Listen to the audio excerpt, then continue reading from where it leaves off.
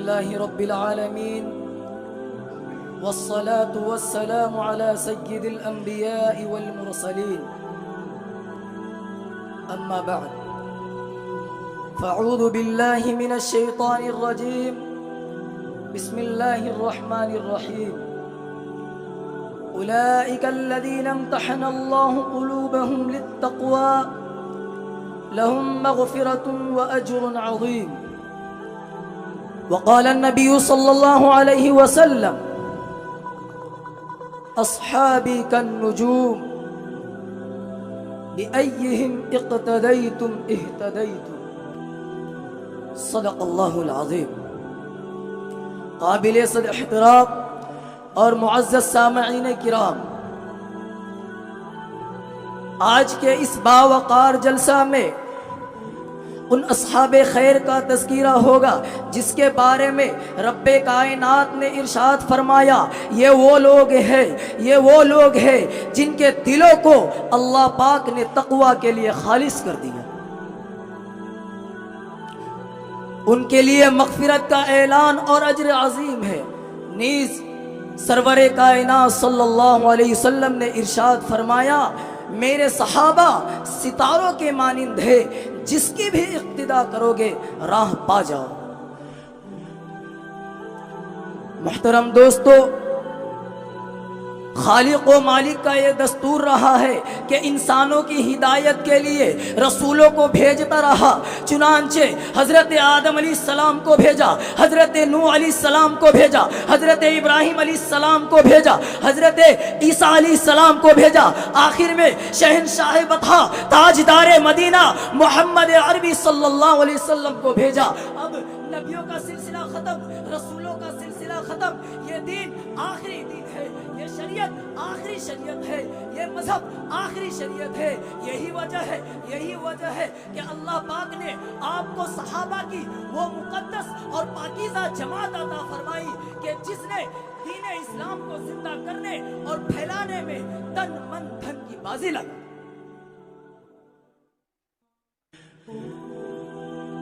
چنانچہ تاریخ شاہد ہے کہ ان سچے جانثاروں نے دین اسلام کی خاطر ایسی قربانیاں پیش کی جس کی نظیر پیش کرنے سے عالم انسانیت تہی دامن اور خالی. یہی صحابہ ہے جنہوں نے حکم خداوندی اور پیغام محمدی کو عام کرنے کے لیے اپنی گردنیں کٹا دی، عورتوں کو بیوہ، بچوں کو یتیم کر دیا. محترم حضرات، صحابہ کی جماعت وہ جماعت ہے جس کو رب کائنات نے درسگاہ نبوت کے لیے منتخب فرمایا. ہادی اعظم صلی اللہ علیہ وسلم کو ان کا معلم بنایا. کتاب ہدایت قرآن پاک عطا فرمائی. علام الغیوب نے خود ان کا امتحان لیا. صحابہ کا یہ مقدس گروہ امتحان میں پورا اترا. خداوند قدوس نے انعام میں رضی اللہ عنہم ورضوا عنہ کا مژدہ سنایا. حقیقت یہ ہے کہ صحابہ کرام دین کے ستون ہیں. صحابہ کرام کنتم خیر امت کے بلا واسطہ مخاطب.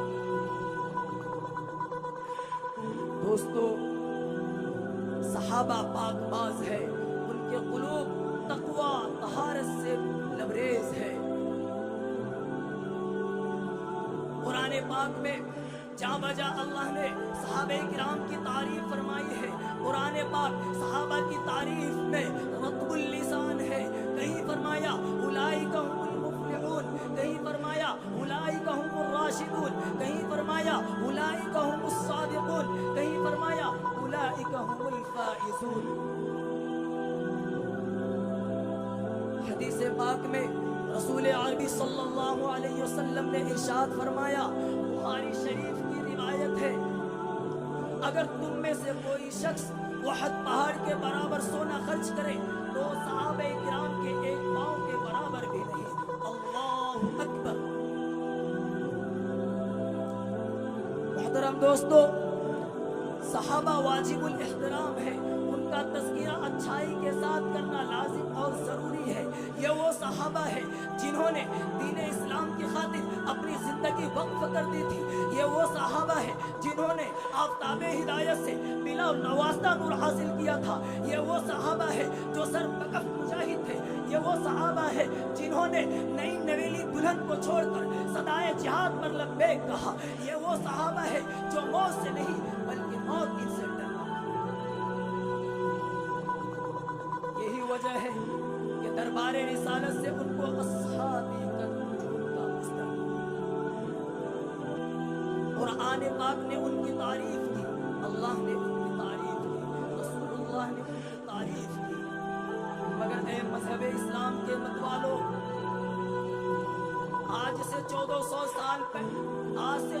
سال پہلے ہی آقائے نامدار مدینے کے تاجدار محمد عربی صلی اللہ علیہ وسلم نے ارشاد فرمایا، میری امت 73 فرقوں میں تقسیم ہوگی، ہر فرقہ ناری اور جہنمی ہوگا، مگر ایک فرقہ نجات پانے والا ہوگا۔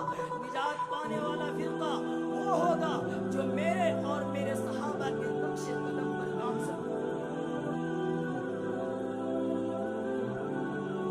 دور حاضر کی نگاہوں نے دیکھ لیا کہ محسن انسانیت صلی اللہ علیہ وسلم کی یہ پیشن گوئی حرف بحرف بلا ریب صادق ہے۔ کوئی تقلید کے عدم جواز کا قائل ہے تو کوئی عظمت انبیاء پر ناپاک حملہ کر رہا ہے، کوئی حدیث کا منکر ہے تو کوئی قرآن پاک کی تحریف کا قائل ہے۔ میرے دوستو، رونے کا مقام ہے کہ ہمارے ملک ہندوستان میں ایک جماعت اور فرقہ وہ ہے جو صحابہ کرام پر کیچڑ اچھالتا ہے، صحابہ کرام کے دامن عفت کو داغدار بناتا ہے، صحابہ کے تقدس کو پامال کرتا ہے، صحابہ کی سیرت پہ ڈاکہ ڈالا جا رہا ہے، شب و روز محنت ہو رہی ہے۔ یہ وہ لوگ ہیں جن کا خود ساختہ نام جماعت اسلامی ہے، مگر افسوس سب افسوس، کیا ان کو صحابہ کے فضائل و محاسن نظر نہیں آتے؟ کسی نے سچ کہا ہے، آنکھیں اگر بند ہو تو دن بھی رات ہے، آنکھیں اگر بند ہو تو دن بھی رات ہے، اس میں بھلا قصور کیا ہے آفتاب کا؟ کہیں عثمان غنی کی عزت کو داغدار بنایا جاتا ہے، وہ عثمان غنی جو خلیفہ رسول تھے، کہیں حضرت علی و معاویہ کی شان پر دھبا لگایا جاتا ہے، وہ علی جو دماد رسول تھے، وہ امیر معاویہ جو صحابی رسول تھے، جن کے بارے میں حضرت حسن بصری رحمۃ اللہ علیہ کا قول ہے کہ امیر معاویہ کے گھوڑے کی ناک کے اوپر کا غبار عمر بن عبدالعزیز سے 1000 درجہ ہے۔ میں پوچھتا ہوں ان برائی کرنے والوں سے کہ عرب کے تپتے ہوئے صحرا میں ظلم و ستم کس نے برداشت کیا؟ صحابہ نے اسلام کی خاطر گردن کس نے کٹائی؟ صحابہ نے کفر و شرک کا گلا کس نے گھونٹا؟ صحابہ نے الغرض صحابہ نے وہ حیرت انگیز کارنامے انجام دیے جن کو تاریخ کبھی فراموش نہیں کر سکتی۔ محترم دوستو، مشکوٰۃ شریف کی روایت ہے، تاجدار مدینہ صلی اللہ علیہ وسلم نے ارشاد فرمایا، اللہ اللہ فی اصحابی لا تتخذوهم غرضا من بعدی فمن احبهم فبحبی احبهم ومن ابغضهم فببغضی ابغضهم ومن آذاهم فقد آذانی ومن آذانی فقد آذى اللہ ومن آذى اللہ فیوشک ان یأخذہ۔ اے لوگو، میرے صحابہ کے بارے میں اللہ سے ڈرتے رہنا، میرے بعد ان کو اعتراضات کا نشانہ مت بنانا۔ جو ان سے محبت کرے گا وہ مجھ سے محبت کرنے کی بنا پر ان سے محبت کرے گا، اور جو ان سے دشمنی کرے گا وہ مجھ سے دشمنی کرنے کی بنا پر ان سے دشمنی کرے گا۔